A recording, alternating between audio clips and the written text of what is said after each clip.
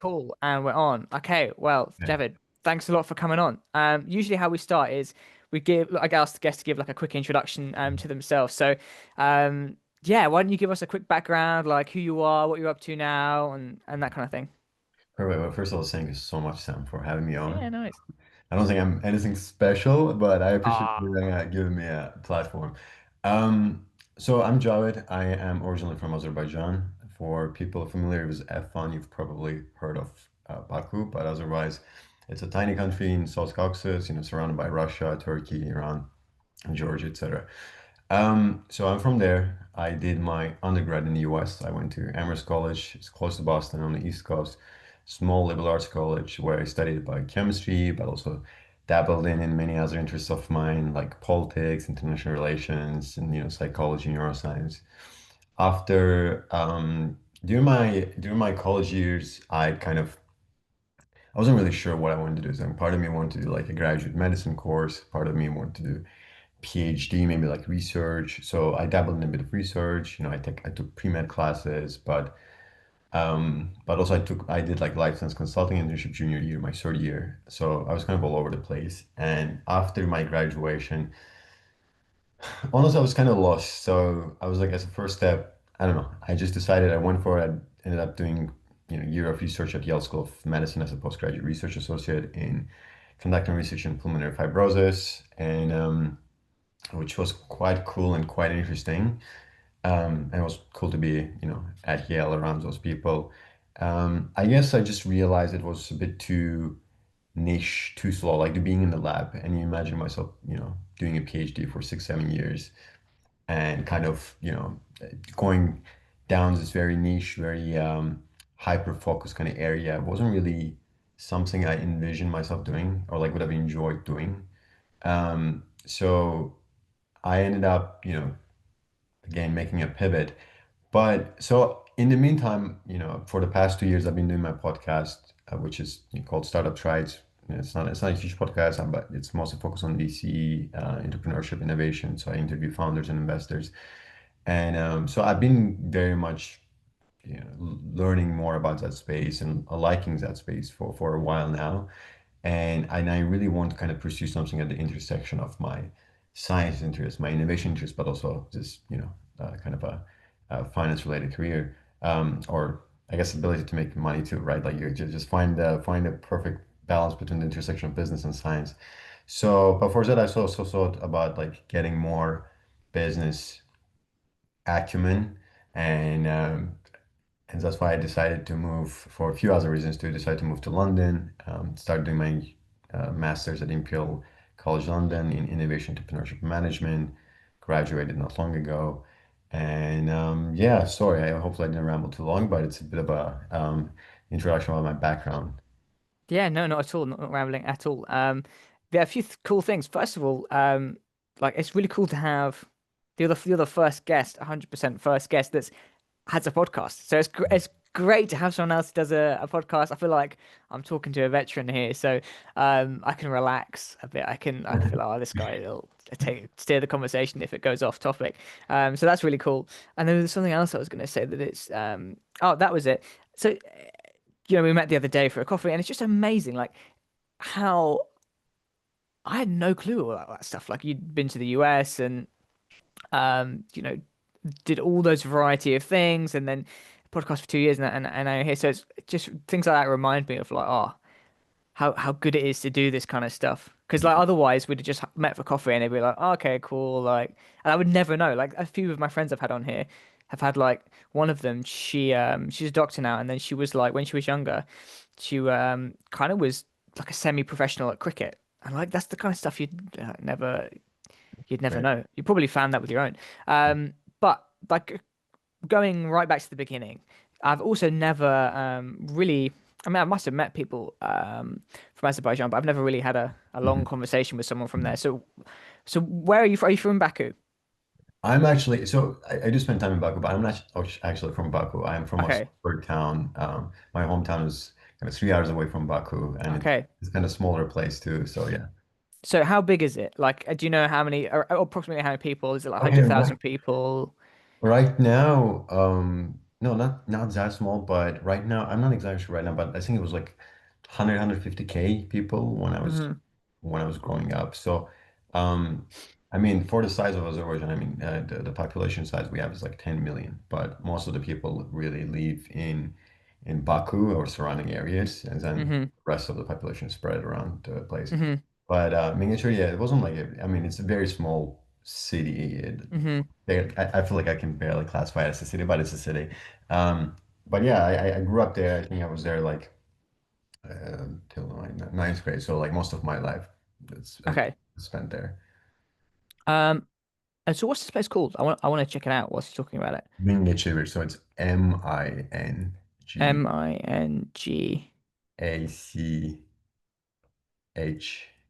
Yeah. Did it come up? Evir. Yeah, Yes. yeah, yeah, yeah, yeah. Okay, so you're from this place now. Let's see Mhm. where it is. Um, oh, it's quite warm there right now, apparently. Right now, no, it's cold. I mean, it's Oh, actually good question.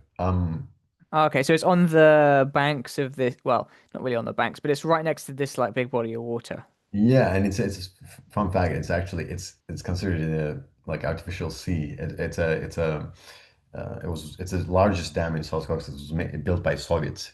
Okay. Yeah, yeah, Okay, and it's kind of right, so it's in the center of Azerbaijan, basically. yeah, yeah. And Baku's by the Caspian Sea. Okay, cool. So this is where you grew up. And so how did you do like high school there, up to high school? Yeah, I was there for I mean, as I said, for most of my life, and that then I kind of moved around, but till ninth grade I was there. So I guess like most of my childhood memories and just like really everything is associated with there. But I also spent enough time in Baku where like I kind of consider both places home. Hmm. But if you ask me, obviously I'm gonna say that's my hometown. Yeah. And like I'd love to know a bit more about Azerbaijan. Like Mm. what's kind of like your national dish? Mm. Like or like what I kind of should have stuff do really you eat? brushed up on my culture before showing. Um, we we we have quite few, the cuisine, and we have a very rich cuisine, and it's very interesting geographic location too. So it's influenced by a lot of like by Turkish cuisine, by Hmm. Russian cuisine, by like Middle Eastern cuisine. So it's kind of like, I mean, most countries in that region kind of pick from each other something and then modify it a bit. So we have a quite a few different things. I think, like rice dishes with the pilav dishes are kind of huge. My favorite, even kebabs have their variations, right? Like the Hmm. kebab is different than like Azerbaijan kebab. And I'm a huge kebab lover, so I love Azerbaijan kebab. Um, but another thing is we have a huge tea culture. So tea is massive. Uh-huh, yeah. Yeah, and we like there's a specific way and specific kind of herbs we boil it with, but it's like black tea. Um, Hmm. and the tea, like honestly, after I moved abroad, I feel like I think my first coffee I had was like when I after was it the first coffee? I wouldn't say the first coffee, but was like the first kind of taking coffee and making it a part of my routine started becoming after I moved abroad. Because until then, all I would drink would be tea, like morning, afternoon, evening, and would drink Hmm. so many times, like God knows, maybe 20 times a day, pre-lunch, post-lunch, etc. So I guess that's also like a huge part of our culture. Hmm. Yeah, my girlfriend, she's from Iran. Oh, Um, okay. Oh, what? She wouldn't know. She would know. Yeah, those guys love it. Yeah. Which is good for me because like Yeah. yeah, we love tea too. But I think they always whenever I go there and drink tea with milk, they always think I'm a bit strange. But there we go. That's life. Um okay, so yeah, I am I'm just looking at the map now and I kind of slipped my mind just how much of Azerbaijan's border is shared with Iran. Yeah. You guys are really quite close. I thought that it was had a large border with. I think in my head I basically thought that it was where Georgia is and had a larger border with Turkey and stuff. But right, We so do have a border with Turkey and with Georgia too. And we have like you're right, you're spot on. But with Iran, I will say actually another thing. Funnily enough, like I think second biggest ethnic group in Iran are Azerbaijanis. uh But so So the northern Iran has a significant ethnic Azerbaijani population. Like Tabriz, for example, is one of those Hmm. places where Azerbaijan is still very much spoken. Um, so as I said, like it's very interesting, kind of like a good mix of everything there. Hmm. And like the language in Azerbaijan, is it similar to Farsi or not really? Is it more Um, Turkish? it's a Turkic. It belongs to Turkic family languages. Okay. Like it's similar to Turkish, but there are influences from Persian. Hmm. Yeah. Hmm. Hmm. Okay, cool. So you grew up in this kind of little town, and then so how old were you when you left? And at that point, is that when you went to the US, or where did you go? No, I actually went to so I went to boarding school in UK for Oh, no way. 3 years. Yeah, actually, Okay, so how was that experience? And like, where in the UK did you go? I went. So I left Manchester at the age of 15, and then I went to boarding school in Cambridge, which was a Hmm. which was a quite international school. So I don't think there was a British person there except for the teachers. Um, and that experience, Sam, was very interesting because there's a significant amount of like culture shock, and not in a way like, oh, you guys like watch these movies or you guys like do this. No, it's more like you're going through a phase in your life where you're still a teenager, like you're just at the right beginning of your teenage years. There's like a lot of kind of unresolved internal conflicts and feelings and turmoils, and you're very much insecure, you have self-esteem issues, and there's a sudden shift in your environment where you're in a completely new environment with completely different people who like there's not much in common, right? So I think that first year was really tough in many ways. I think especially mentally and psychologically. Was initially was really tough being away from the family because I went from this person who like I ate my mom's food, my mom does laundry, my mom does cooking, I'm around my family all the time. I don't even go for vacations with friends or stay at friends' place for more than maybe like a day or two. And suddenly Hmm. I'm living on my own alone. And there's obviously was like a cafeteria and whatnot, but like the other things you had to do yourself, like laundry and everything. So in many ways, that first year was exceptionally challenging mentally. And then after that, I moved to another boarding school, which was in Cardiff. That experience was relatively better because I was kind of like getting used to things. I was adapting, and I ended up making some friendships, but still like at the very like there was a lot of adjustment still happening, and Cardiff, Hmm. with all due respect, I'm not really a huge fan of Cardiff. I maybe also my memories are contaminated by just because you're looking back, you don't have like precise memories, right? You have a bit Yeah. distorted memories, but I genuinely like don't remember enjoying that place much, and I know because I was still at the very beginning of my English journey. I started properly learning English when I was like 14, 15, so it's been what, I'm 25 now, it's been like 10 years. So my English was still kind of developing there, and Welsh accent is not very easy to understand. So it was a challenge. I would go to barber shop, and the guy would be like, "What's up, mate?" Blah blah blah blah, and I Hmm. wouldn't understand anything, and I would just be like, "Yeah, yeah, sure," and then I would leave with like a really messed up hair. So that I was there for 2 years, and after that, I ended up taking a gap year. And during that gap year, I randomly decided to apply to US colleges, and the rest was history. So I ended up in US. Okay. Wow. That's yeah, it's a crazy experience because I can't imagine what it would be like to go from like living in a completely different country, you're 15, and then all of a sudden you have to like go to school and be with these people you've just met like 24/7. It's not like you get to go home at the end of the day. Like when I think about when I was 15, like when you're that age, your social group is like so important. So to be like just picked up and plopped into like that environment, and like I think for people who kind of when you're 15 and it's like difficult times, being able to go home at the end of the day and like hang out with your family is like a real huge aspect. So to then have to think like, okay, it's like 3 o'clock or to 5 o'clock whenever you finish, and it's like, right now I'm gonna have to go upstairs and hang out with these people who are like maybe I'm not that friendly with, you know? Like it sounds like hell. It seems like the whole boarding school setup, like a lot of people. I mean, unless you're super popular, it's gonna be, I think, worse than a normal school experience. 100%. 100% I agree.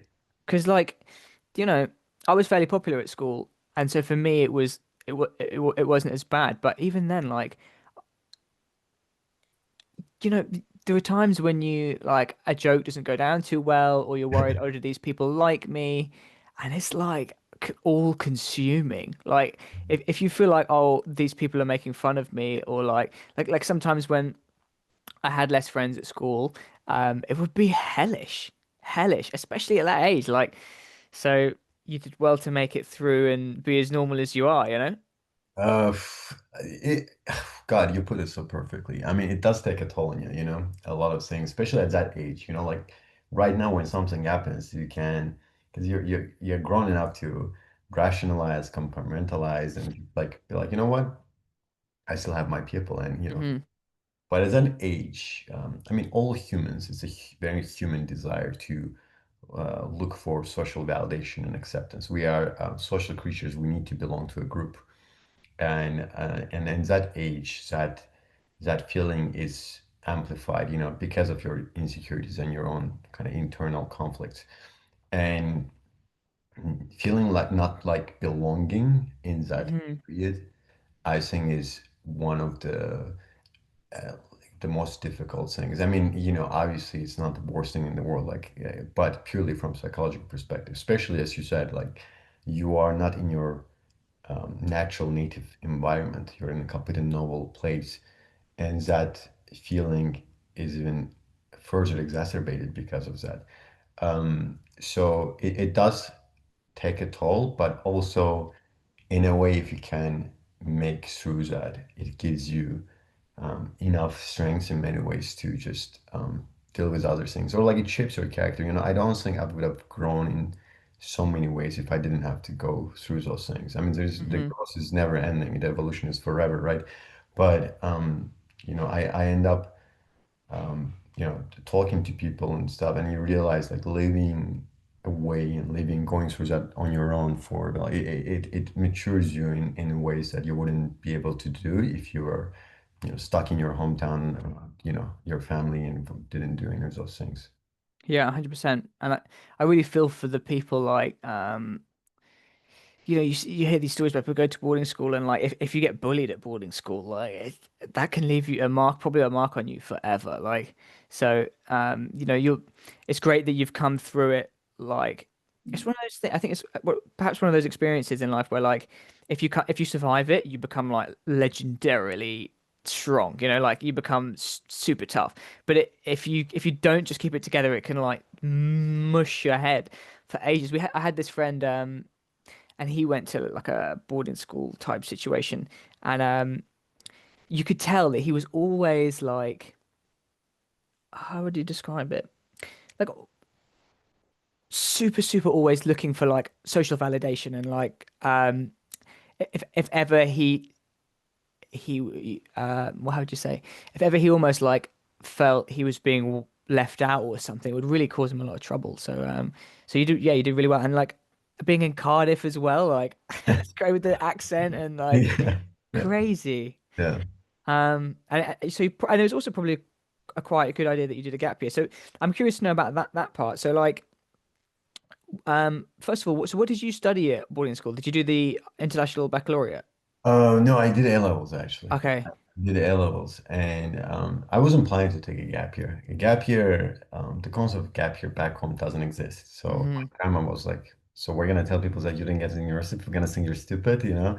Like, I wasn't planning to take a gap year. I mean, my plan was to study medicine in the UK, and that plan was, um, partly was because I loved human biology. I loved anything to do with disease and medical concepts. So I was very much, since I was a kid, I mean, going back, I remember like my I think first book I got was an encyclopedia, and it was bought by my parents. And I remember just going through everything. I loved astronomy, and I loved literally reading about everything. And I feel like that curiosity also faded a bit. You know, as you become older, you become more pragmatic and realistic about life. But that childlike curiosity still stays with me. There's a lot of concepts, and partly why I started my podcast was because I love Hmm. learning. But I remember even in encyclopedias, there was a special interest. I loved everything, but there was a special interest towards human biology and this disease. And then I started getting more and more books. And back then, you know, having access to books was nearly impossible. Like in Azerbaijan, you wouldn't, I mean, things have changed now, but back then, like finding a good science book, good even good like nonfiction book in Azerbaijan, it was pretty much impossible, right? So the lucky thing was that I studied in my early years in Russian, so I knew Russian. So I was reading books. You know, my dad would take me to this underground looking sketchy bookstores. I don't know why they were so underground and sketchy, but and I remember like I would find this random books there, and then I would just bring it home, read. There was also one library in my hometown, only library. It was all the time empty, but they had like nice Soviet era books in biology and everything. And I remember I would go there.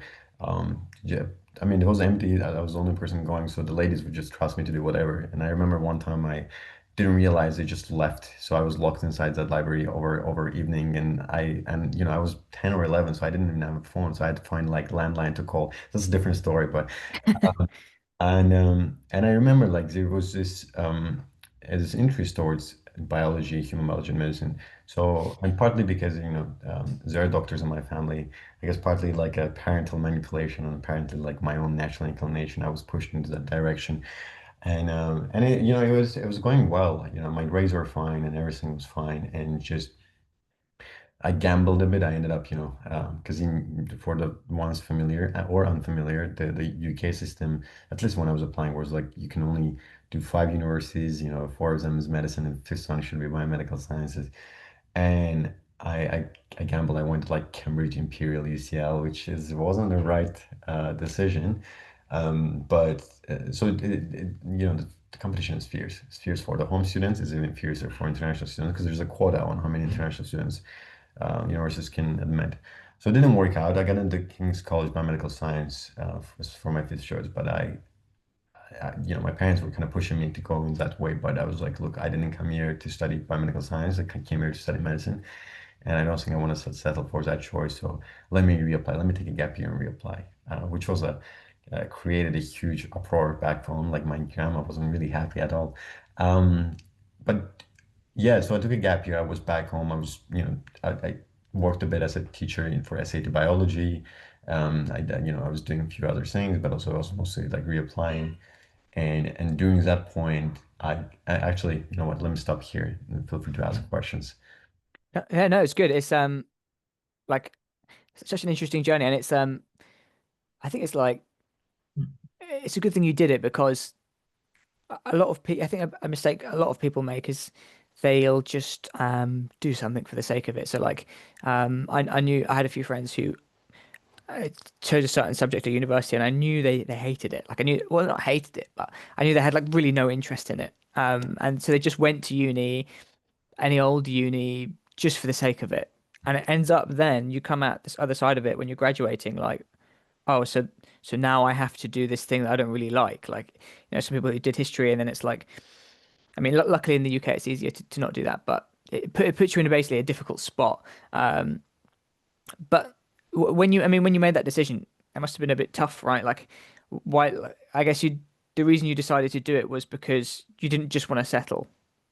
Yeah, I mean, nothing wrong with biomedical science. If I want to study biomedical science, King's is a great place. Biomedical science is a great place. Yeah. I just at the time I was like, didn't feel right because I was like, this is not like I chose it. It was I'm Hmm. being forced to choose it, and I was like, I want to try again. The thing is, when I decided to try again, when I was doing my gap year, I actually kind of got a bit cold feet, and I decided not to reapply for medicine because I was like, I don't think, look, we went through that process again. I think that was like the major. I think that was the first time I really truly experienced depression when I got those rejections, and it felt like years and years of work just led to like point of like nothing, right? And it's very hard to deal with something like that. So I felt like I cannot go through that again. So instead, I decided to reapply, apply for like biochemistry at Imperial UCL and all that. I think I applied to 2 degrees at Imperial and 2 degrees at UCL as on my fifth choice. I actually don't really remember. Um, and I got into all of them during my gap year. So I got into Wow. computer. Congratulations. I appreciate it. Thank you. I got into pure biochemistry. I got into UCL. I put 2 degrees at each for some reason. I don't even know why. Um, and then, but during that point and period, I ended up applying to some schools in Germany, some schools in Australia. I got into like a med school in Turkey, a really good med school in Turkey. And then also I had to take SATs for some other school. So the main SATs and SAT subject test. And my score somehow turned out like to be pretty fine, pretty good. And I was like, I heard people say it is applied to US colleges. Hmm. Like, Hmm. let me just give it a try. It turns out I was quite like late. It was mid-December-ish, and the regular decision deadline, the only deadline left was like early January. And I know zero. Like I know nothing about American application system. I don't even know what apps they use. I mean, it's kind of UCAS in UK, but it's like it's a common app in US. They have different requirements. They have different things they expect to see, and they have essay requirements, which look, there's not a huge emphasis on writing, essays in UK, and personal statement is not that difficult to just kind of get it ready, right? It's a short, it's pretty standard. Um, and English is not my original language, so like I had extra issues with writing something. But so I remember I was on Reddit asking random people explaining like what Common App is, like what do you guys write, like what do you do? And it's just like Music Lover 420 was giving me advice on like what you should do, what you shouldn't. I'm like, dude, I don't even know if you're a guy or a girl, but I appreciate it. Um, so I really didn't have time. I was running on coffee and just one laptop back in Manchester on alone, no support, no friends going through the same thing, no advisors, nothing. And I just like grinded out this shitty essay, and like not the ones that I could just like really get out. Um, and and I only managed to apply to the ones like the ones that you're familiar with, right? Like Harvard, Yale, Columbia, Stanford, the ones that you've heard. And I think in one of the websites, I just Googled like good colleges in the US, and one website showed Amherst College as like the first college, and I was like, this looks like a decent college, like a nice college. Let me add it to the list too. And so I ended up applying to like what 10, 11 schools. I ended up being waitlisted by so I got rejected by like Harvard, Stanford, and all that. Rightfully so. Should have rejected. Got waitlisted by Yale and Columbia. And I got into like Lafayette and Amherst College. And at that point, because my parents were pushing me to go to study medicine in Turkey. But after I got that acceptance, I was like, look, I don't think I'll get this opportunity ever again. And just like I've never been there, never experienced it. I genuinely don't know what to expect, but I want to be there. I want to be in the US. And that was it. So thankfully, my parents, my dad agreed, and then I ended up in the US, Amherst College. That was my first time actually going to US, and it's a Hmm. very weird experience to land in US and your first destination is like it's a small college town. But yeah, Okay, so it's called Amherst College. yeah. Just looking it up. It looks like a nice place. Mm-hmm. And so this was the first time you'd been to the US, and oh, it looks like a well nice place. All these trees and Very stuff. picturesque, yeah. Now I've heard in fact, before I go into that, so like, what were you thinking before you went? I mean, when did you get in, and how were you feeling before you went? Oh, when was it? And so also like, you applied to like because their system works differently, right? You just do when you arrive, you just do like a variety of things. You mean like the college, right? Yeah, so like when you apply, did you apply to like a specific program, or do you just apply to the college? No, I mean you might mention your interest here and there, but overall you apply to the college, to the university, because most people end up changing their majors and degrees so many times, and so when you Hmm. arrive, you end up. There are some schools that have different requirements. There are some schools that have like, for example, Columbia University has like certain requirements you have to take, no matter what you do, to essentially give you this broad exposure, broad curriculum, across different subjects areas. But at Amherst, we had this open curriculum, so we only had to take like one seminar that everybody kind of chooses different seminar, but then you have to take a seminar. This is your first year, first semester. But after that, you're free to take whatever. I mean, obviously, you have to take like if you want to be certain major because there are requirements, right? Like you, if you want to be physics major, let's say, you have to take certain classes, but for certain classes, you have to take other classes, right? So you have to follow a certain sequence. But overall, you are free to take, to kind of explore, especially your first year, as then kind of people, most people decide by their second year what to settle on. But I ended up obviously pursuing more biological stuff and also the pre-med path. And but at the same time, I took classes in like psychology, neuroscience, and political science. Hmm. It seems like such a better way of doing it because like it's so hard when you apply in the UK. Like you, you're basically saying, "Oh yeah, like I as this like," because you're 17 when you apply. You're like, "Oh yeah, I'm gonna do this for the rest of my life." Like, Yeah. I mean, it does work slightly differently in that if you study like history, you can go do banking and stuff. But like, it's crazy it's crazy because if you go and do history at university, ideally you would then become a historian. Like, that's what you're paying for. So it's a bit of a waste of resources to then go do banking, in that sense. So it seems like a much better system to say like, oh, I'm going to go there and then take lots of different classes, and from that decide, okay, this is what Yeah. I'm interested in. So it seems much better, and it's like I guess quite a good thing that lots of people change. Like, oh, I'd rather do this different degree, and it probably leads to people who are more like have a better understanding by the time they graduate of what they actually want to do. 100%. But first of all, we live in an age where it doesn't really matter what you study, right? You can literally, like most university degree, unless you go for a certain vocation like medicine or law, or you want to be like a software engineer, right? Like, sure, like following a certain path will help a lot. But for most positions, you don't really like have to study certain things. You kind of learn on the job. So having kind of exploring that subjects that you like on a deeper level is very smart people and having a broad exposure. I think wide Mm, horizons in so many ways. And I've met so many interesting people.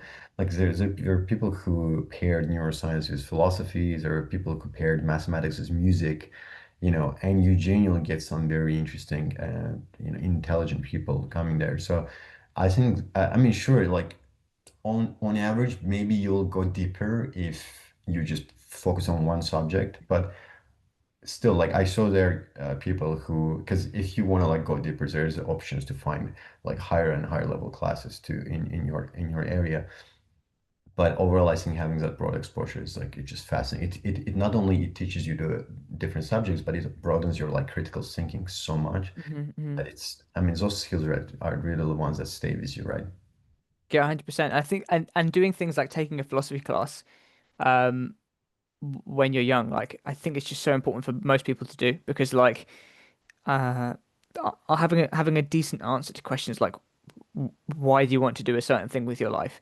It's good if you at least lay the groundwork of those things at an early age because you're making decisions that have like huge ramifications for the rest of your life. So I'm hugely grateful that I did philosophy as a young person because like when you're young, you're making decisions about questions that philosophy discusses, like what makes me happy and why am I on the planet and like what is my relationship towards death? Like, it's big questions and everyone has them. But anyway, I'm getting sidetracked. So there you are. You were 19 when you went, right? 19, yeah. And so I've heard that I have a friend I met whilst I was on my exchange. She went to university at the University of Texas, and it was completely different from my experience in the UK. So what was the university experience like in the US? Did you have the because she said that maybe it's different in Texas, but they had like the sorority houses and the frat houses. Was it like that, or was it different? Um, so US college experience is quite interesting, and obviously different universities are different. Like Texas is massive, and they have a lot of Oh, sorority. sorry. And also, so what year did you start? Was it like 2019? 2019, so right, like most of my kind of college experience was under COVID, Hmm unfortunately. hmm But like Texas, they have like there's sports are a huge part of the US college culture, and there's a lot of kind of partying and drinking and all that happening around that. And there's sororities and fraternities. my college didn't. They abolished sororities and fraternities for certain reasons, but there is still like is that kind of culture kind of rises naturally, like when you have sport teams and all that. And there are a lot of sport teams, from lacrosse to football and everything. And different universities are different ways. So like Amherst was more kind of smaller, more quieter. I mean, we still had things happening, but like comparing it to Texas would be like just completely, or like Florida, or yeah, it's very wild different experiences.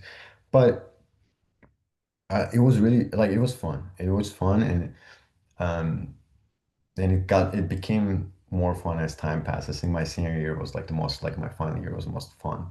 And Hmm. and by that I mean you truly feel like you become part of the community. Um, I felt now granted I feel like I spent more time in the US, and also I was kind of older, more prepared, but I felt more at home there. I felt like, you know, um, I actually, I feel like finally sensed a certain sense of belonging there, which was nice. And it's a thing that kind of improved as time passed on. But it is a very interesting college experience, like, and there's a distinct party culture in the US that I don't think it's very much, that's very much like replicated in other places. So, yeah. Yeah, it seems like, I guess maybe it's in product because or part of the fact of their drinking age is like so much later than in Europe. 21. Yeah. Yeah, like I feel like people kind of get over that a bit more by the time they get to uni. And like a lot of people in the UK, like the legal drinking age is 18, but like most people have like drank before that. At least, yeah, for me, like people were partying all the time in high school, like so like 16, 17. So like by the time you get to uni, it's not, oh wow, this is completely new.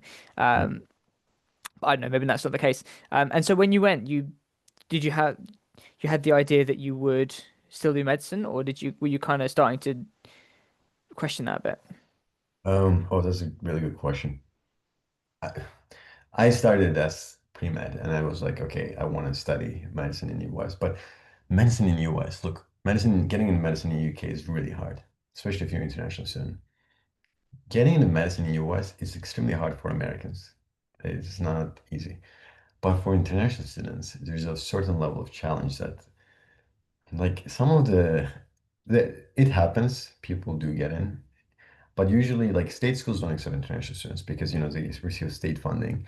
So they have to have Americans. So the ones that usually end up accepting international students are like schools like Harvard, Yale, Stanford.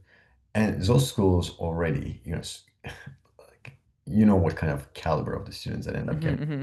there. For medicine, you end up running into some very, uh, the term built different, right? Like Hmm. Hmm. They just genuine, absolutely they were born just for that. Yeah, yeah, just like, I talked to some of the people, like, having stellar grades is not enough, okay, yeah, everybody has to, so you also have to take MCAT, which is a special test for med schools. It's like 10 hours long.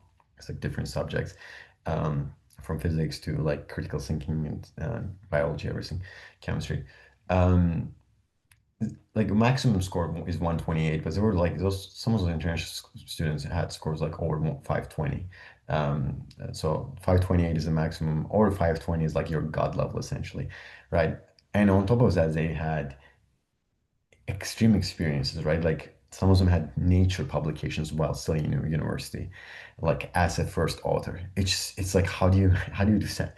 One of actually is kind of a connection of mine. He got into Yale Med School. He worked, he graduated with great grades. He got a fellowship. He traveled around the world a bit, doing some of that experience. Ended up then became a Schwarzman scholar in China. Then started working for World Health Organization on HIV policies. And not long ago, he got into med school. I mean, he had a full professional career before yeah, yeah, yeah, yeah. insane resume. So I like it was a different level of competition. And on top of that, I was getting more and more kind of cynical about it because I really loved learning and just going in depth of those medical concepts. But I feel like I never really truly saw myself as a practicing physician for like for the rest of my life. Even if I became a doctor, I feel like I would end up doing a bunch of different things. Hmm. Get into like a life science VC, maybe like start at something of my own. And I think, it's a path that such demands such a strong level of sacrifice, both financially, time-wise, personally, that unless you're fully convinced and you have a strong conviction in that path, I think you shouldn't do it. So I think as time passed, I started kind of like taking that in. I mean, I feel like when you dedicate a significant portion of your life to an idea, it can be whatever. Maybe it's VC, maybe it's medicine, maybe it's just like, like learning puzzles, right? Like that becomes a part of your identity. And completely discarding that feels like discarding part of your identity. It's like a certain identity test that you experience. And it's a very difficult thing. It's sort of like it becomes a part of you. You can just cut it out and like leave it and pretend like it never happened. So I think it was very like I experienced a huge identity crisis, being like, okay, like what do I do moving forward? And that question, um, like never. I think it never really fully leaves you. It's just you become better at managing it and kind of directing, channeling in the right direction. Um, so so I started experiencing other avenues and other kind of paths, and also was taking classes in other areas too. But I still end up finishing, my degree in biochemistry and doing all the pre-med requirements because you have to take like pre-med classes, certain classes. So yeah, that was it. Hmm. Yeah, I mean, what was I going to say? Yeah, I see what you mean because probably when you were growing up, you were like a big part of who you saw yourself as was like, oh, like a future doctor or like the person in your friendship group that's interested in medicine, or that kind of thing. So yeah, I think a few people I've spoken to have similar experiences, and it's quite difficult. It's quite if you've grown up imagining like, oh, this is how things are going to go. Like I'm going to go to uni, then I'm going to go like become a doctor, and that's how it's going to be. Like to change that's quite difficult. Like I was just speaking to someone earlier today, and she is a friend of mine who I met on exchange as well, and she um had this idea when she was a teenager that she'd like work for the UN when she's older, and then kind of realized like, oh, maybe I don't necessarily want to do that, and even if I did want to do that, like it's it's just not going to happen, and it's like quite a difficult thing to like change from, especially, and that's just her just saying, okay, just the UN, not let alone like considering changing almost field as you did kind of. Um, but you majored, so you like, did you major in medicine then? Is that what's on your? In US, you don't have to have a specific major. You can be music major, Okay. but then still apply for med schools. The thing is, you have to take pre-med requirements, which is like two biology classes, four to general chemistry, to organic chemistry, to physics, to math and stats, kind of psychology, and two English classes. And am I missing anything? So there's certain like set of classes that you have to take if you want to apply to med schools. They're called pre-med requirements. Now, being a biochemistry major kind of helps you with that because some of those requirements coincide with your major's requirements, right? But you still have to take classes outside of that too. So I finished my pre-med requirements, but I also finished my biochemistry major, which, I think going back, I would still do science. Maybe I would pair up with something else, like something of, political science, history, philosophy, whatever, right? But I think, my love for science and my love for, I think it's also kind of a part of me that just like, Hmm. it's not going away. And how was it having COVID like all Oh, in the middle of this? oh, it's, Because did you go home to Azerbaijan when that happened, or? oh, that's a whole long, different story. Because my first year, yeah, like COVID So I was started uni the same year in 2019, and so okay. like for me, I kind of feel like I didn't go to uni almost. Like I I had my exchange year, and that was it really. Like I arrived, and then a few months after arriving, it was over, and then Yeah. it didn't happen again until the final year, and at that point, like I was Sam, super busy. Sam, it's terrible. I feel like it feels like a blur. You don't really, Yeah. you kind of that area just for truly like I think world has changed after that completely. Life has changed, like the mentality has changed. But like going through that while it was happening was definitely like, look, I'm not gonna be like, well, this obviously there are worse things in life, but as a college experience and as like it really affected it so significantly that I feel like, as you said, like I truly experienced school my only really my first semester and then my last year. Um, but yeah, that first year summer when 2021 started, I went back home because home was doing better. But as soon as I landed, the home just became like not great too. And on top of that, we had a war happening. Oh yeah, of course. Armenia, yeah, like Nagorno-Karabakh war, and and my city was, the miniature. That city was being bombed and whatnot. So like, Oh it was wow. definitely, yeah, it was definitely not a very fun whole semester. I was still, by the way, taking my class online, and I had a 9 hour time difference. So like, very horrible time period to go through. Um, yeah, it was rough. And then we went back to school, um, and there were a lot of like restrictions in place, which meant the social life as we know it was gone. So you ended up being kind of confined to your small groups, which consisted of a couple of friends. In a way, it was good because you ended up making some very deep, good friendships. But in a way, it really like that's not college, right? Like having you don't come to college to make two, three friends, right? So, Yeah, yeah. um, so it was very interesting experience. But I'm glad it at least the senior year last year was a bit like came back to a certain level of normalcy. But yeah, those 2 years were just really. Yeah, and that's crazy that and then you went home and it was like there was a war going on. It's crazy sometimes I speak to people in our generation, I'm like, wow, like I had a rough time. Like of all this stuff that's been going on, like wars, diseases, and like Mm. and then no one and then we have this thing about like record levels of people sorry, record lows of people sleeping with each other and like drinking as well. So like we're not even having a good time. Like no one's even getting drunk or like sleeping with each other. Everyone's just depressed. So that's rough, but I mean, yeah, I like definitely sympathize with you because it wasn't anywhere near as when I went home, it wasn't getting shelled, so it wasn't as bad as that. But like, um, yeah, because uni's supposed to be a time where you meet all these people and like yeah, all these fascinating ideas and all this stuff, but it's just unfortunately none of that really happened. I was supposed to actually get this trip to Fiji, like as part of this scholarship thing, like where you go do volunteering and all this stuff, and it's all paid for. Like, so that was I'm always like for fuck's Right. sake that got cancelled. Um, but yeah, okay, so you went home for a bit and then came back for a bit, and then by your final year, it was starting to get a bit more normal. And so like what were you thinking about doing next in the final year? Like, how were you figuring it out? Um, I think that's a good question. Last year, I'll say I would say I was quite lost. I didn't know what direction I wanted to pursue. I knew I wanted to stay in the US. I didn't want to go back home. But I didn't really know. I mean, obviously, like the typical things you people pursue in college. Everybody comes with big dreams and aspirations, but most people end up doing consulting or IB. Hmm. Um, and I think consulting was one of those like the ideas I had to. Um, But yeah, but I wasn't really sure what I wanted. And then partly, as I said, I wanted to pursue more education. So I was like, maybe I should do PhD, because I, you know, I loved, as I said, I loved innovation and I loved the VC space. So I was like, and I want to do something at the intersection of science and business. So I was like, maybe I need, having an advanced degree provides the credentials, that sometimes are very much necessary.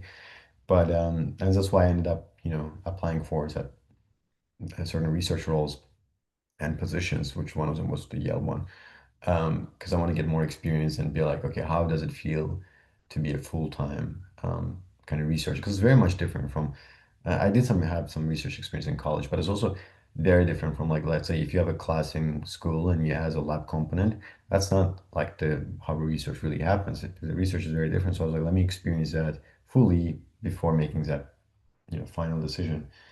And that was how I ended up at Yale doing research. Okay, so did you apply to lots of different places, like research positions and stuff? Yeah, I kind of applied like some corporate roles too, and they didn't really work out. And then I applied to some research positions, Hmm. and you just Yell like at the time felt like okay, that's like might be good like next step. Hmm. And honestly, in a way, I'm glad I did that. Some of the like the most solid friendships I somehow gained from my time in the US were in New Haven or in Yale. Hmm. That 1 year, you know. Um, so yeah, And so what were you researching? Like what was the yeah. um It was pulmonary fibrosis. It's a lung condition that so it it was still super you were still in a kind of a super medical world at this time. yeah. It's a it was interesting. It's like idiopathic lung condition that most affects like older people, and you don't really Hmm. know why it happens. There's not like direct kind of evidence what causes it, but it has a very like a short life expectancy. Like once you're diagnosed, like 5 years or something, and it's essentially like a scarring of lung tissue, and there's no really real treatment. So it was more kind of like a um wet lab research in that area, but with some like hops of translational research. So that was pretty cool. Yeah. And what does that mean? What does the wet lab mean? So like, there was a computational division, they were doing like omics, bioinformatics and stuff. And I was doing like more wet lab research where like you tissue cultures, cell cultures, they are Hmm. uh, quantifying the RNA, looking, different proteins, ELISAs and whatnot. Um, PCRs, qPCRs. So that was the wet lab research essentially I was doing. Okay. Okay, cool. So that means you were like actually getting the actual material and doing like the first what would you call it? Like the first hand like analysis of what's going on. Yeah, I mean, you do the wet lab research, and the computational guys kind of analyze the data. Yeah, okay. Okay, cool. And so how long did you do that for? It was a year, so I started Okay, okay. 2023 To August four. to 2024. Yeah. Okay, cool. And so at this time, like you were you starting to think? I guess you bought yourself this time to think about the next step, whether you want to do like academia and more research, and from that you found that you don't want to do it. Mm. And Yeah. so what was it about it that kind of put you off it? I think it's fantastic the type of people you come across and learn from, and it's genuinely so cool to hear some like very cool deep insights into certain areas that but most people will not ever be aware of. I mean, also if we don't have that research, we don't have the drugs, the medicines that treat them, right? Like they have to happen. On the other hand, I realize that I'm very like a macro guy. I like seeing the big picture. I like seeing the whole thing, and also I like learning about many different things. And PhD is the opposite of it. It's going very deep, very niche into one specific area, one specific protein, one specific channel. And it's very long, it's 6, 7 years. It's very self-driven, like you have to love it, you have to be motivated. Um, and it can be very lonely, it can be quite isolating experience being, in the lab on Saturday evening, trying to like change the medium of the cell cultures and like not a really super fun experience unless you love it. And that goes back to my initial points that I don't like to do things for the sake of doing them. So I was like, I don't think I want to do it, and I don't want to force myself to go through it because it feels like a natural next progression, next Hmm. step. Hmm. Hmm. So I was like, well, this was fun, and I learned, and I'm very grateful for the experience and for the people. But I think I want to do something, as I said, more where like I can still be doing some science, but also want to maybe like incorporate my business interest in that too. Hmm. And so this is around you were doing the podcast for 2 years, right? So that's kind of around the time you started it. Um, yeah, yeah, actually, yeah. So I started 2023 August, right? So I graduated 2023, and I started August. So yeah, a couple of months. Have yeah, yeah, yeah, I've been doing it essentially since the beginning of my Yale experience. And so how did that happen? Like what gave you the motivation to do it? And like, I'd love to dig into that. Like how, like from the moment you first got the idea and like where that idea came from to like the first episode, like what happened? Um, it feels nice to be on the other side of the microphone. Yeah, yeah, I bet. Yeah, it's No, like, yeah, it's good. yeah. I feel like I always interview people, and You it's can relax. You can just like answer the questions. there's a certain element of ego too, you know, like is there a certain element of like a certain ego that like, Yeah. oh, like You're a podcast guest. Nice. somebody's interested in me, you know. Yeah, yeah. Um, why I started, look, Sam, I like doing a lot of different things, and I think my most, just ambitious and just energetic periods start past midnight, and I have so many different ideas, and I just like if I come up with an idea, I want to like somehow materialize it into something, right? Like a year ago, what was it a year ago? A bit over a year ago, actually. Um, year and some months. I started doing, dabbling in poetry. And as then I started kind of Insta page, posting poetry.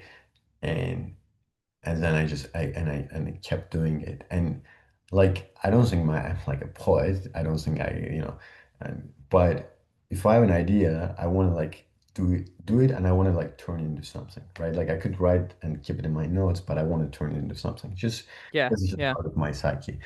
And the same thing as podcast. Like I remember one day I was sitting. I mean, look, my mom would always be like, it'd be nice if you talk to professors and was on TV, on YouTube, And I'm like, look, what I'm gonna talk about to professors, um, and then, she would occasionally say that. And one day I was like, look, I graduated. There's not much happening, and let me just go ahead and start something like that, podcast where I can talk to people. So when I started it, it had a very lame name. It was Javid Podcast.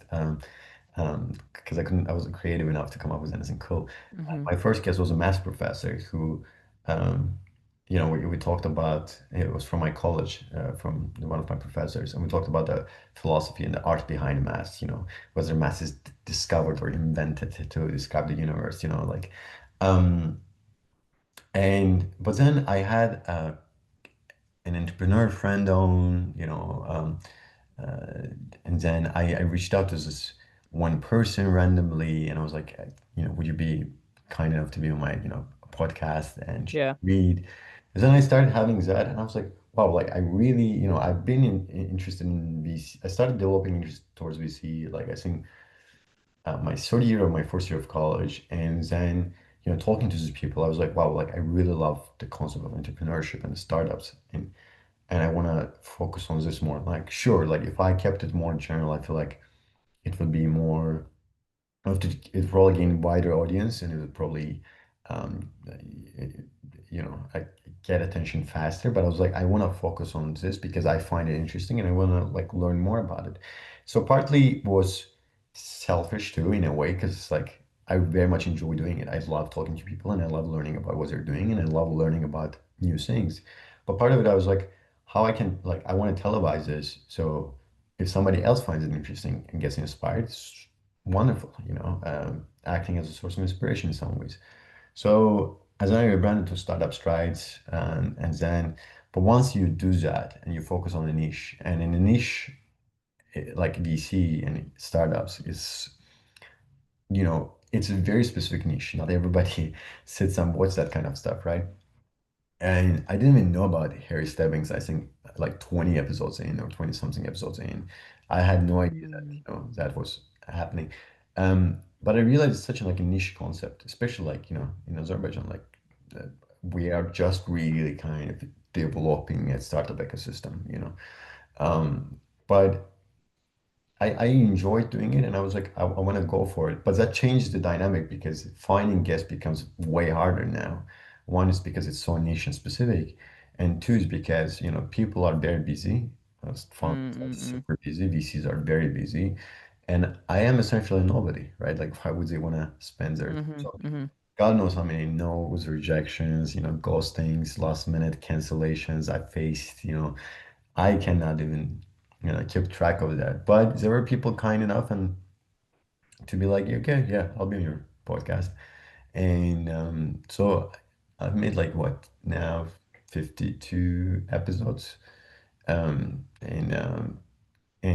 it's been an interesting ride. But I feel like now I have a bit of a momentum which like Hmm. Hmm. allows people when I reach out, like or like somebody reached out to me being like, "Hey, would love to be on your podcast," Oh, which yes. is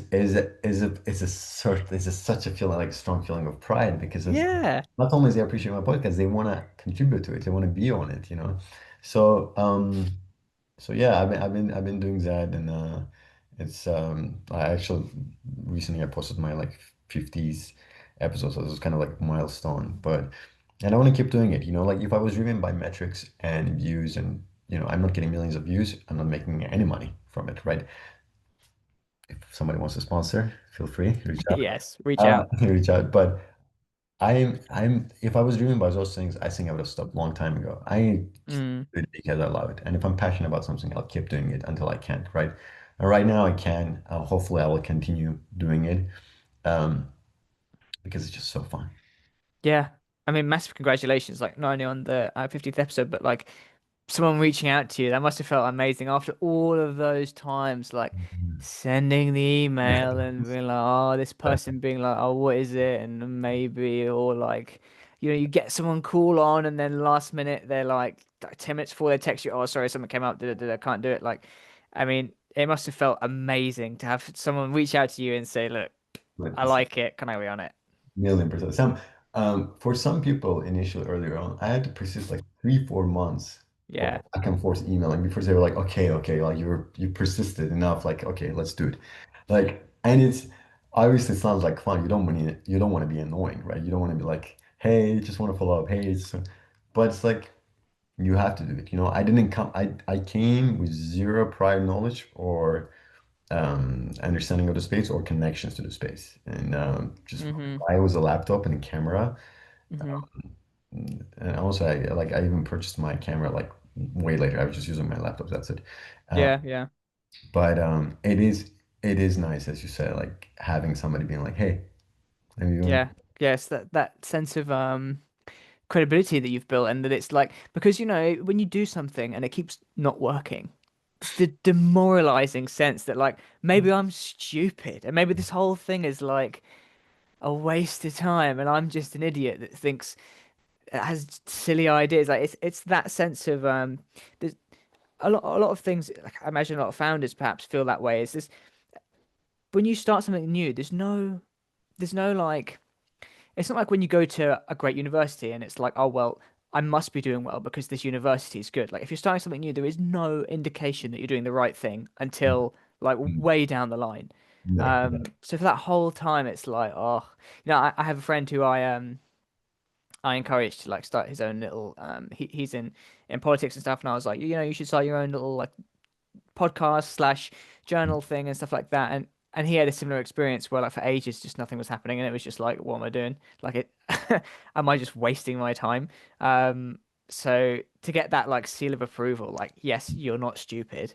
no, Like it must have been fantastic, and I think it's such a good idea and like something that I would really encourage people in our generation to do is go and create something because like you said, you don't get money from it, and like if you're a metrics folk and if you're always following the metrics, you'd have stopped and stuff. But like, I think when you create something, even if it goes absolutely nowhere, yeah, like it still it gives you it teaches you so much, and I think so much more than a lot of jobs can. Like before I did any of this stuff, I used to do like this like market session at university for like people involved in people interested in finance where I'd like talk about what's going on in the market and all this stuff. And it didn't really go anywhere, but like the stuff you learn from it is fantastic. Like whether it's how to organize a call and like just learning about how it is to interact with other people, like how most people can be kind of like unreliable, but if you push them a little bit more, then it can help. Like all these kind of skills, it's like immensely transferable. So I think it's such a good idea that you did it, and like, and like how was it at the beginning? Did you have those moments where you were like, oh, maybe this is a bad idea and throwing the towel? Or were you just thinking like, you know what? Just keep on going. um, very good question. I actually have two things to say. One is, it's good when somebody's like, let me be on your podcast, but also like end up hearing some very interesting things sometimes. Well, one time I had this one person on my podcast, and later on, like I heard that they were contacted about an investment opportunity because of that somebody came across the podcast episode. So cool. So that makes me extremely happy. And one time Hmm. we had a relatives in they were visiting us in Azerbaijan, and she was they were talking about how somebody from their village, this girl, she came across my podcast randomly without, like somehow I guess algorithm just pushed out there. And now she wants to do her master's in abroad because like she's very like inspired from So and cool. you like you most of the time you don't feel like you're like really doing anything, but then you hear those little things, you're like, wow, like this is an impact. This is actually like I managed to do something, right? And it's like it's not just a feeling of pride, but it's also feeling like, oh wow, like somebody now wants to study abroad because they saw this and they're inspired by it. It's priceless. You can't really put a price on it. But obviously, like it's not always easy. And some days you're like, well, fuck, like where is this going, right? Like some episodes might not turn out the way you want them to, Hmm. right? Like some episodes you are flowing and you are just having this, you're in your flow state and you're just having this wonderful conversation. Some episodes you're just a bit tense. You're feeling awkward. You don't like you're stressed out, and all that. And I am not immune to that. And even after so many episodes, you still sometimes like feel kind of nervous and all. Hmm. Um, so yeah, that happens. It's part of it. But again, that's what I'm saying. Like you have to love it, right? Like you have to love what you're doing. And some days it's gonna be hard, and some days it's gonna be some moments gonna be extremely like cringy, and you're like, God. Hmm. Hmm. But but if you love it, you just you sit with it. You like kind of have a bit of a bad time, bad moment, but then you're like, okay, like next episode should be better. Hmm. Hmm. Um, so yeah, that's like the whole point about. Sorry about that. No worries, no worries. That's the whole point about kind of loving it, right? Hmm. Hmm. Because Yeah, otherwise, 100%. otherwise you just get like you just feel like you're gonna stop. Yeah, and it's great to hear someone because, like I said, you're probably the first person I've spoke to who has a podcast. It's great to hear someone talk about the highs and lows of it, and like, yeah, some of the podcasts, some of the episodes I've done where I'm like distracted or like I've had a bad day, Yeah, and yeah, like just how much yeah. always awkward. Like, yeah, yeah, one of them. I I did one of them where I didn't even post it because it was just like such an awkward conversation, and Yeah. from that I really learned like you know what like it's really important to have people on the podcast that I like genuinely want like just not just do an episode just for the sake of it um and like really have people on who I'm curious about. But again, it's taught me so much, and I imagine it's the same for you. And so when you started it, like were you just sending people emails and like what kind of things would you like include in the email? Would you like kind of introduce yourself and say, oh, like this is the podcast I'm doing? And because you have like, for me, it's different because I'm largely reaching out to people who many of whom I know, and like if I don't know them as well, like we kind of just met and. But I can still like reach out on LinkedIn and it's like we're kind of peers. So it's okay. But a lot of the guests you have on are really serious people. So like, how did you go about doing it? Because I've never had a guest on that's like, or like kind of not that you're not serious, of course, but Yeah. like Yeah. that's like 5 years older 100%. than me, and yeah. First, I want to say something about that, your other point. The thing with in my case is it's not like I can just decide not to post it, right? Like if I ask somebody's, Oh yeah, you have to. Oh my like, gosh, yeah, I have to go ahead and yeah, post yeah. it, which is unless they tell me, okay, like I didn't like that, like cut this out or don't post it. They have a Hmm. say. Yeah. I don't have much say over it because at the end of the day, like I ask for their time, they gave me their time, and it would be very rude and disrespectful if I was like, yeah, didn't do well, I'm not posting. Hmm. Hmm. And but a bit of like what I'm trying to keep in mind and make myself have that shift in perspective is that look, I've had some very good episodes, right? And if those amazing episodes don't define the podcast, like this one bad episode doesn't mean it will Hmm. define the podcast. Hmm. It's very hard to internalize that notion, but it's Yeah. something I keep kind of reminding myself. In terms of reaching out, yeah, like initially, like a lot of like emails. I try to like tap into my alumni network in college, but also like a lot of random LinkedIn kind of requests and connections and messages, and you change your message all the time, right? Like initially you want to keep some, you try to keep short to see how they respond, and you keep it a bit longer, then you give more Hmm. context, and you remove Hmm. some context. Then if you have an episode with somebody like known, you try to include their name so that like there's some kind of like a credibility. Um, so yeah, like there's a lot of experimentation, and there's a lot of reaching out, random cold reaching out. And as you said, it's very different, right? Like you and I, we have some level of connection. We've met before, we've hung out before, um, like these people, some of them are like very extremely busy, extremely, serious, extremely, and some of them have a huge, age difference, Hmm. Hmm. kind of contributes to the dynamic too. So you have to be mindful of all of that, and then that's I guess where like your soft skills come into play.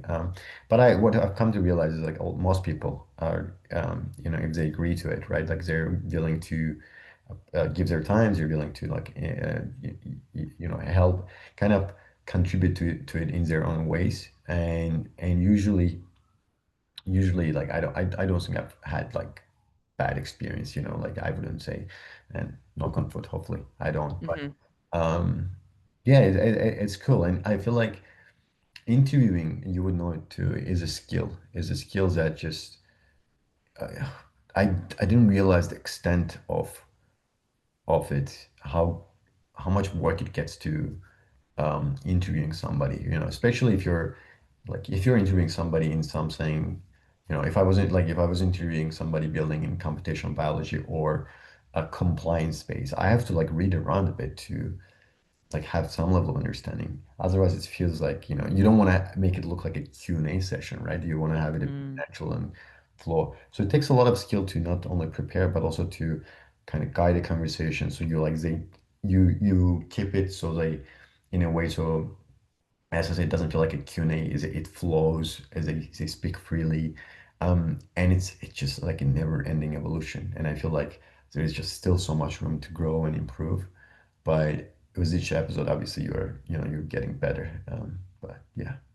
Yeah, it's a massive skill, and that's something I definitely didn't appreciate, and I can only really appreciate now that like I've done so many episodes that I can look back and like not only remember how it was to do the first few, but like also just like see the quality and like because I think in the beginning, okay, if you were to pluck someone off the street who's never done one of these things before, and put them in the interviewer's seat, you're so like you're kind of stressed and you're like, oh, like what do I ask next? And yeah, and then because you don't want to ask a stupid question, and because I don't know if you've heard some podcasts, but some podcasts like you can really tell when someone isn't kind of listening, and they're like ask the person like talking about like, oh yeah, my brother died in this year and it was awful, and then the interviewer goes, yeah, so next, what are you up to next? And it's like what?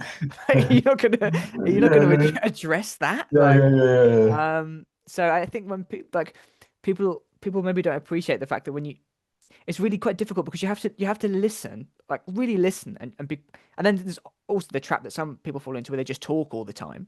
It's like it's their podcast, but you're mainly just listening to you're not really hear from the guest. So not do you have to listen, and like man it like but you also have to be thinking like ask an insightful question and yeah. So anyway, it's definitely a tough skill to master. Um, and I imagine you feel like you've learned a huge amount from doing it, right? Oh, 100%. As I said, it's like it never ends, right? Like with each episode, you're like learning something new. You're like, Yeah. I'll do it a bit differently next time. But one thing I try to keep in mind is that you should, um, like, I don't know where I've heard about it, but one thing I always try to keep in mind, which is like, you do it, you manage to do it successfully sometimes, you sometimes not so successfully, but the goal is to not to lead the conversation, to follow conversation. Yeah, that's a good point. You kind of let them take you in a certain way, and you follow them, and then you ask, questions based on that. And as you said, like as very much rightfully you pointed out, that even it's your podcast, people are not there to listen to you, Yeah, 100%. Yeah. so that you have to keep in mind too. And as I said, like it just something that you have to constantly work on, and the more you do it, the better you get. Obviously, with anything, like with anything in life, but it just I think there's still so much room to improve. Hmm. And then not to switch topic suddenly, but I want to make sure that we capture your journey in this episode so that people get the full story. So you start this podcast and back in 2 years ago, and then like a lot changes, right? Because you do this, you spend a year doing this research at Yale, and then like Yeah. the following year you come to the UK. So, and then you also not only do you come to the UK, but you're also doing you did in like a master's that wasn't in medicine and all this. It's quite a switch. So how did that happen? Um, as I said, like I was accumulating those experiences and my interests, and I feel like once you have enough of those different experiences, it's just up to you how to you can shape your narrative, right? Like how you can craft a certain narrative. And I had enough of material to work with to be able to apply to, some of those entrepreneurship focused degrees, which one of them was this innovation, entrepreneurship, and management at Imperial. I actually didn't really apply too much. I only applied to like two, three. And Imperial was I mean, obviously Imperial name is cool, it's in London, and the degree very much, looked like it would give you the enough business and financial acumen, but also would give you the chance to explore your entrepreneurial interest. And so, considering all those facts and considerations, I guess, I decided to make the leap across the other side of the Atlantic and Hmm. Hmm. um, come to London. And it's been past year. It was interesting. I feel like in hindsight, you always feel like you could have done more. And um, but overall, it's been a very interesting experience. I met some very cool people.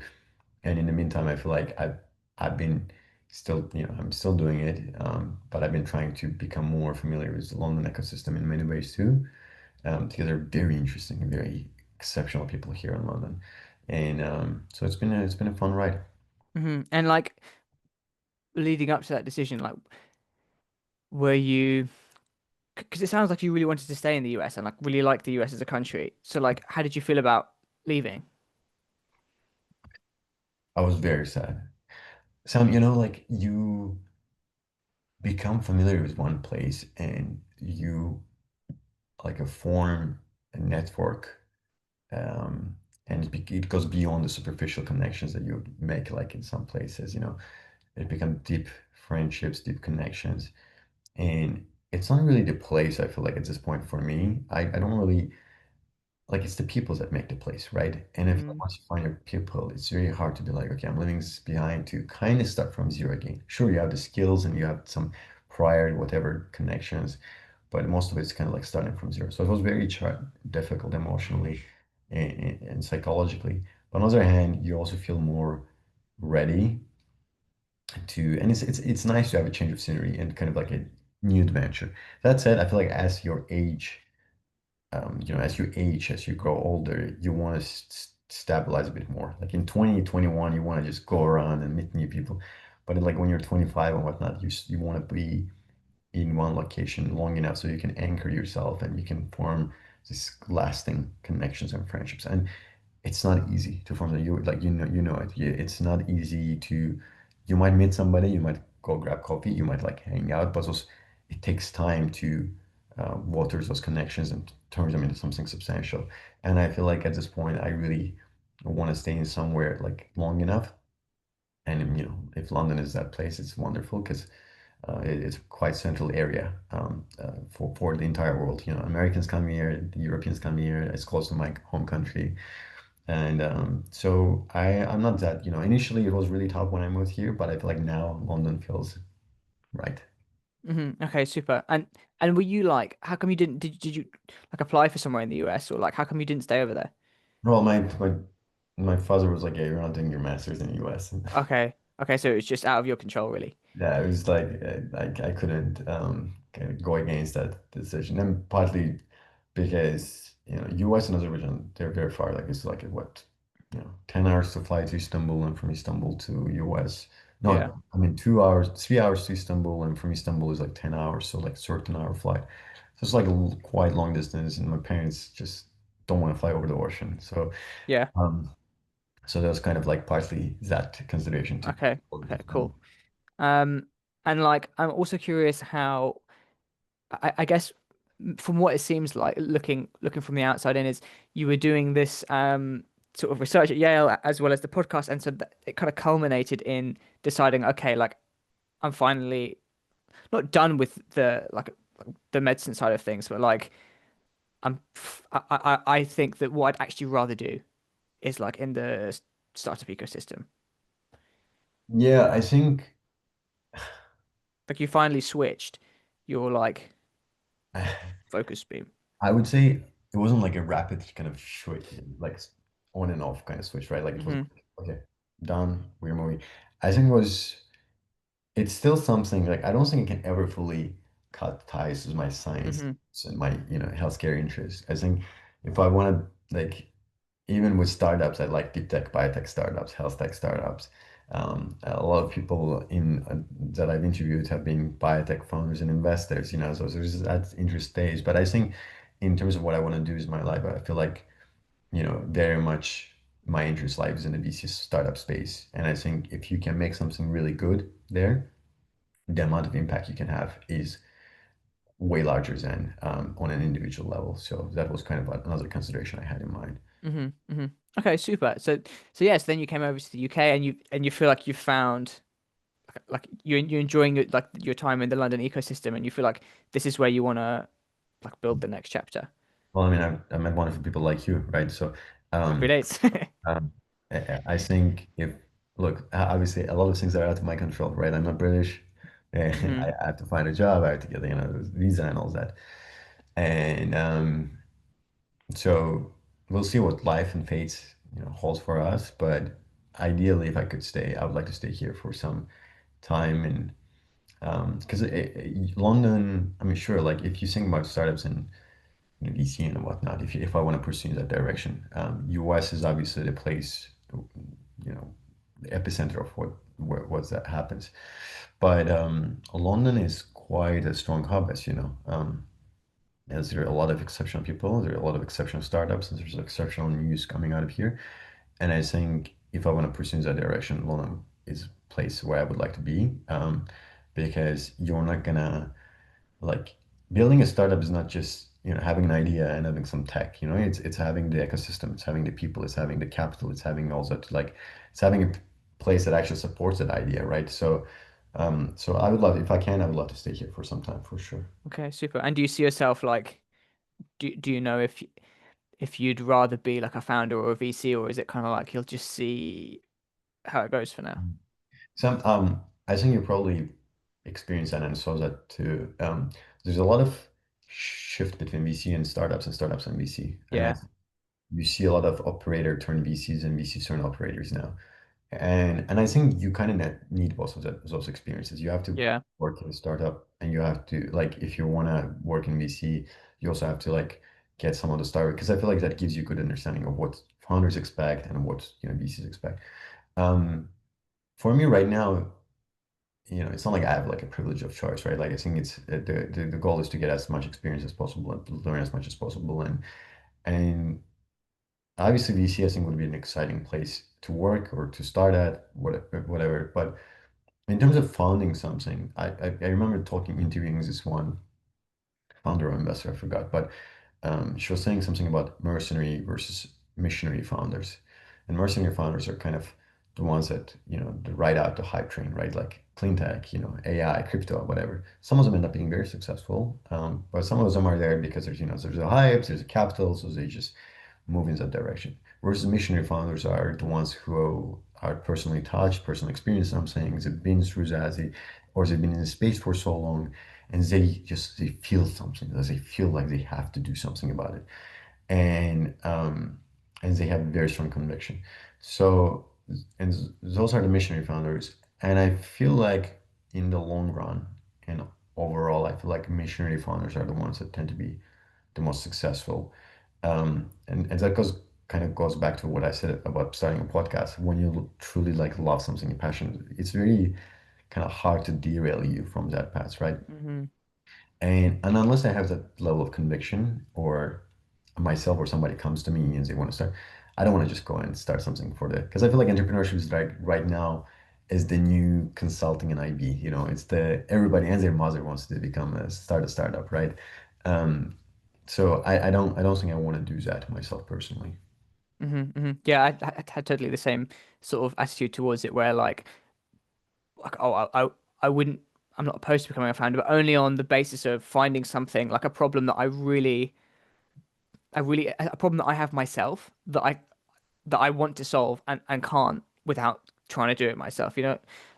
So I think it's a great idea. I think like a lot of people, they'll do like the totally wrong thing where they'll say like, oh, I want to be like a billionaire. And so I want to be a founder, and then go and like pick a problem and be like, oh, a lot of people, they would like their bed lamps to just switch off. So I'm gonna reinvent the lamp switch, and then it's not a real problem, and they spend years and it just goes nowhere.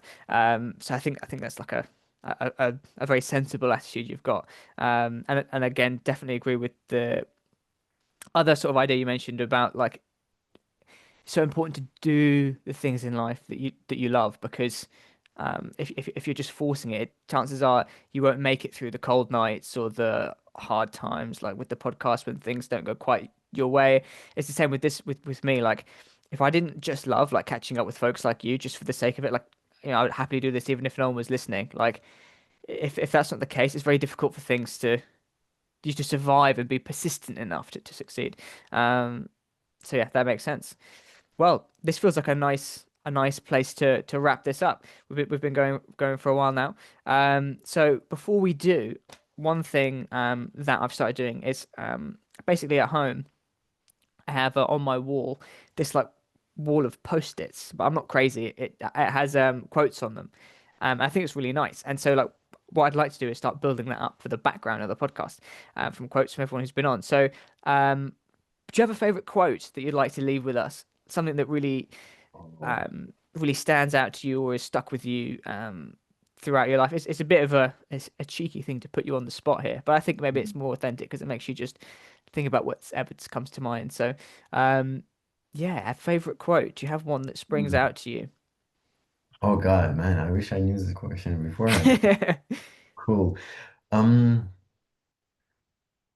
one thing that comes to mind is actually something that happened to me very recently. I was coming from a housewarming party from a Oh, friend. nice.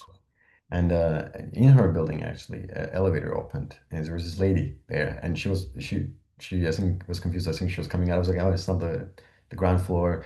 And so we started talking a bit. Turns out she's also coming from a house party, and she was South African, very interesting lady. Yeah, we had a very lovely conversation. She works in movie costume design, so like very interesting Cool. Yeah. conversation.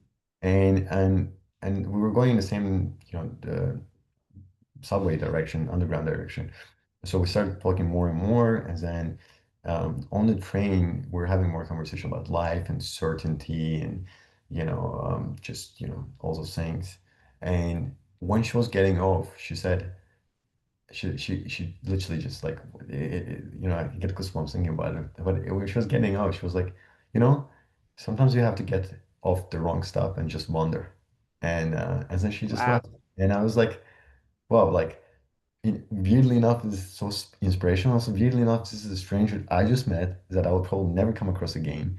I think her name was Vinette. Vinette, if you ever somehow magically come across this, hope you're doing okay. But so yeah, I guess the quote I would leave you is her quote, is not mine. Is that Hmm. sometimes you have to What was her name? Vinette, I believe. Okay. Um, and the quote is sometimes you have to get off the wrong stop and just wander. And I feel like that can be applied to a lot of things in life. Amazing. Wow. That's like a what I've heard stories like that before, and I'm like, that's an incredible experience. Like to just meet someone and like you don't know who they are. Like the only reason you met is because you happen to be doing something at the same time, like super, super random. And then like the chance you actually like have a conversation rather than just standing in silence, and then the chance that your conversation is actually like meaningful at all. Like, oh, and then for her to just drop this, like, maybe she wasn't a real person. Maybe it was just like some kind of ghost that was there to guide you or something. Because that's incredible, man. That's incredible.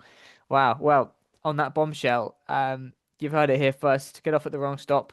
Don't worry about it. and some good things might happen. Thanks so much, Javid, for being on. Like, it's been a real pleasure. Always love having people like you on here, and you're actually the first person who's been on who's like an aspiring VC as well. So we didn't get t time to talk about that, but there's never enough time to talk about half of the things. So there'll be another time. So thanks a lot for coming on, and yeah, it's been wonderful to share your story. Same here. Thank you so much for having me on, Sam.